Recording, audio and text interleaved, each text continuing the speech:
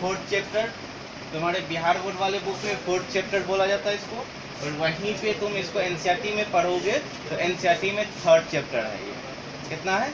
तीसरा नंबर में है ये चैप्टर, जिसको गुरुत्वाकर्षण कहते हैं और इंग्लिश में इसको ग्रेविटेशनल बोलते हैं। तो ग्रेविटेशनल मतलब होता है, इसको हिंदी में कहते हैं जब पृथ्वी किसी वस्तु को अपने ओर क्या करता है? आकर्षित करता है। क्या करता है? आकर्षित करता है, उसी को गुरुत्वाकर्षण कहते हैं। मीन्स ये हुआ कि कोई भी ग्रेविटेशनल का मतलब ये हुआ कि कोई भी ऑब्जेक्ट को जो अर्थ अट्रैक्ट करता है अपने ओर, है ना, अपने ओर जो अर्थ जो है क्या कर रहा है? ऑब्जेक्ट को अट्रैक्ट कर रहा है, तो मीन्स वो क्या है? ग्रेविटेशनल है। क्या है? ग्रेविटेशनल है। अब वहीं पे ग्रेविटेशनल को जब हम संधि विच्छेद किए, मतलब कि गुरुत्वाकर्षण को जब तोड़े हैं, तो एक वर्ड गुरुत्व निकला है, दूसरा वर्ड क्या निकला है यहाँ पे? आकर्षण निकला है। तो यहाँ पे बात करते हैं गुरुत्व को, यहाँ पे अलग से पढ़े हम लोग, और आकर्षण का मतलब होता है अट्रैक्शन। इसको इंग्लिश में क्या कहते हैं? अट्रैक्शन कहते हैं। और जिसका हिंदी, ओरिजिनल हिंदी जो होता है क्या होता है? खिंचाव होता है। हम लोग जो मदर टंग है वो क्या होता है? आकर्षण का मतलब खिंचाव। अब यहाँ पे गुरुत्व की बात करते हैं, तो गुरुत्व का मतलब जिसको हम लोग ग्रेविटी कहते हैं, इंग्लिश में क्या कहते हैं? इसको ग्रेविटी बोलते हैं। क्या बोलते हैं इसको इंग्लिश में? ग्रेविटी बोलते हैं। ग्रेविटी का मतलब होता है, गुरुत्व का मतलब होता है कि जो वस्तु पृथ्वी की ओर त्वरित होता है। कोई भी ऑब्जेक्ट को तुम छोड़ते हो तो वो toward the accelerated toward the earth, an object toward accelerated toward the earth, an object accelerated toward the earth. जो भी वस्तु, जो भी ऑब्जेक्ट को छोड़ते हैं तो वो क्या करता है? अर्थ के तरफ एक्सीलरेटेड हो जाता है, त्वरित हो जाता है। तो हम उसको क्या बोलते हैं? गुरुत्व बोलते हैं। इसका सिंबल, संकेत स्मॉल जी लेते हैं। क्या लेते हैं? स्मॉल जी। इसका जो वैल्यूज होता है एक कांस्टेंट टर्म्स है। जी क्या है? एक कांस्टेंट टर्म्स है, अचर पद है। इसका मान हम लोग लेते हैं 9.8 मीटर पर सेकेंड स्क्वायर। क्या लेते हैं?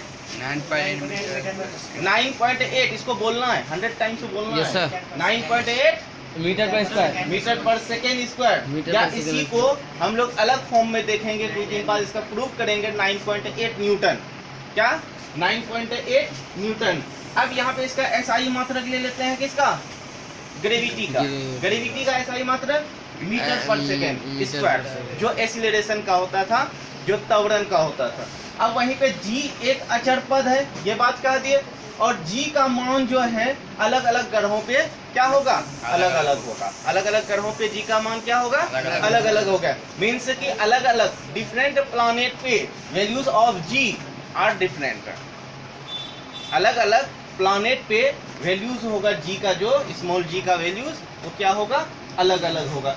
उसके बाद देखो कि एक ऑब्जेक्ट को हम सर्कुलर पाथ पे मूव कराते हैं, वृत्त पथ पे क्या करते हैं? उसको मूव करा रहे हैं। तो मतलब इस तरीके से अभी एग्जांपल लिए थे हम लोग, है ना, कि इसको इस तरीके से इसमें बांध दिए, ठीक, इसको क्या किए हैं? इस तरीके से घुमाए।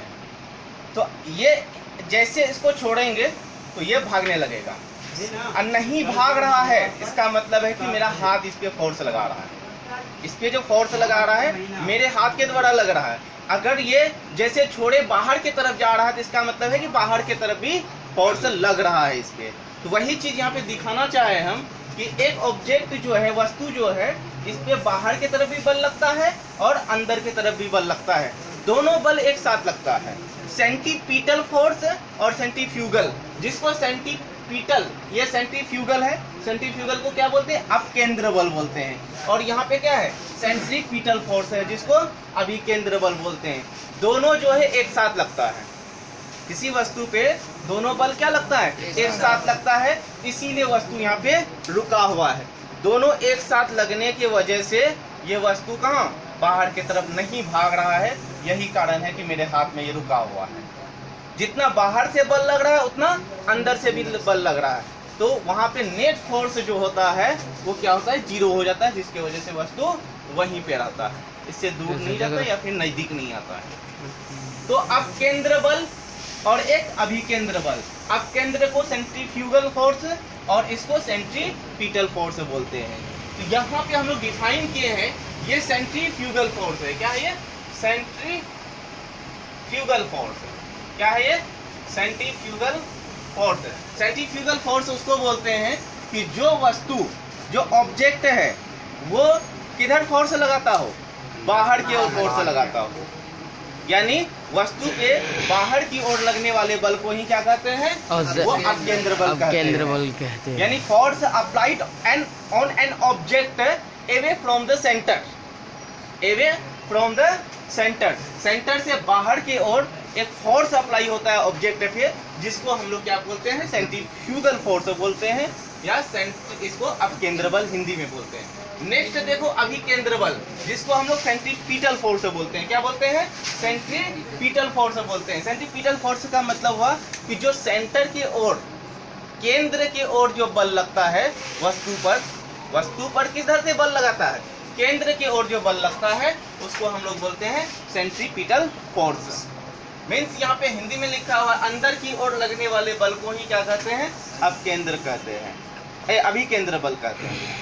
मतलब force applied on an object toward the centre, toward the centre, centre की तरफ लगने वाले बल को ही क्या कहते हैं, हम लोग सेंट्रीपिटल फोर्स बोलते हैं। और सेंटर से बाहर की ओर लगने वाले बल को, फोर्स को सेंट्रीफ्यूगल फोर्स कहते हैं। जैसे मौत का कुआं में देखा है ना, उस पे गाड़ी चलाता है, गिरता है कभी नहीं गिरता है, तो यही लॉ वहाँ पे अप्लाई होता है कि उसका फोर्स, नेट फोर्स 0 हो जाता है, जिसकी वजह से वो गिर नहीं पाता है। नेट फोर्स क्या हो जाता है, 0 हो जाता है, आदमी गिर नहीं पाता है वहां से। तो मीन्स सेंट्रीपिटल फोर्स और सेंट्रीफ्यूगल फोर्स दोनों एक साथ लगता है। दोनों के कब लगता है, एक ही साथ सेम टाइम पे ही लगता है ऑब्जेक्ट के। ठीक, उसके बाद हम लोग पढ़े यहाँ पे एक ग्रेविटेशनल फोर्स है। ये क्या है, ग्रेविटेशनल फोर्स है। ये क्या है, ग्रेविटेशनल फोर्स। तो ग्रेविटेशनल फोर्स उसको बोलते हैं अर्थ के द्वारा, यानी force applied by the earth on an object, यानी अर्थ के पृथ्वी द्वारा वस्तु पर लगाए गए बल को ही क्या कहते हैं, गुरुत्वाकर्षण बल। क्या कहते हैं, गुरुत्वाकर्षण बल। अब हम लोग इसके बारे में और भी बातें करेंगे, जो कि नेक्स्ट क्लास में। इनके वाइस का नाम था